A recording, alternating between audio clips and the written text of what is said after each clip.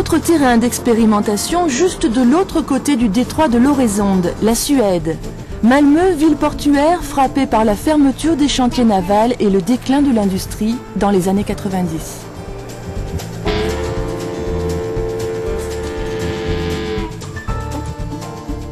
C'est dans ce contexte que le gouvernement suédois lance l'opération Västra Hamnen. L'ancien port ouest devient la référence internationale du quartier durable. À gauche, vous avez la phase numéro 1. À droite, la phase numéro 2, qui est maintenant achevée. Là, sur la droite, vous avez des résidences étudiantes. Il y en a 150 ici. Et là, en face des logements pour personnes âgées, plus de 55 ans. Västra Hamnen est unique. 22 architectes ont eu carte blanche pour redessiner la ville version écologique.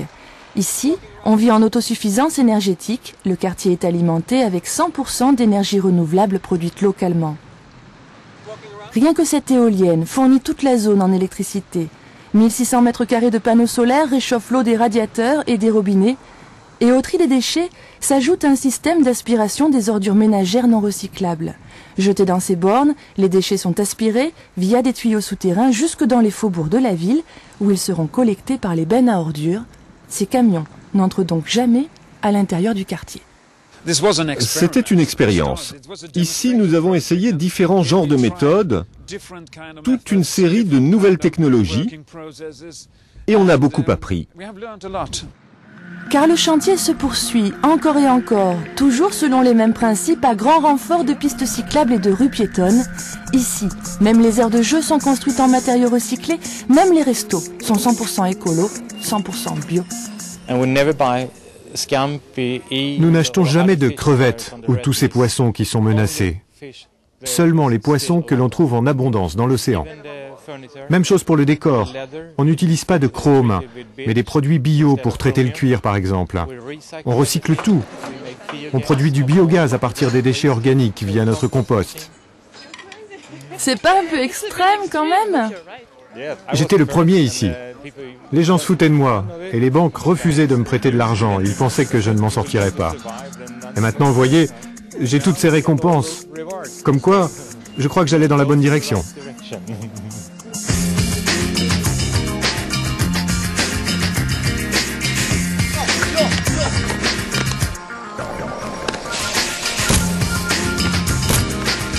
Son métier, c'est observer. Joachim Lloyd est photographe. Il vit à Västra Hamnen et à sa façon, il y cherche l'inspiration.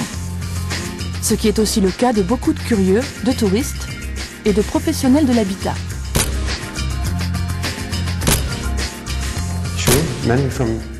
Bien sûr, beaucoup viennent de Chine et d'autres pays ici. C'était une zone industrielle. Beaucoup de pays et de gouvernements veulent voir comment on a pu transformer des friches industrielles en quelque chose d'aussi fantastique.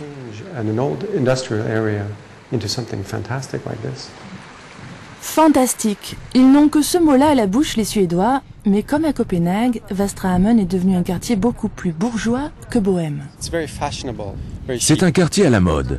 C'est très chic d'habiter ici et je pense que c'est 50-50. Certains vivent là pour le côté tendance, les autres pour la proximité de l'océan et les raisons écologiques.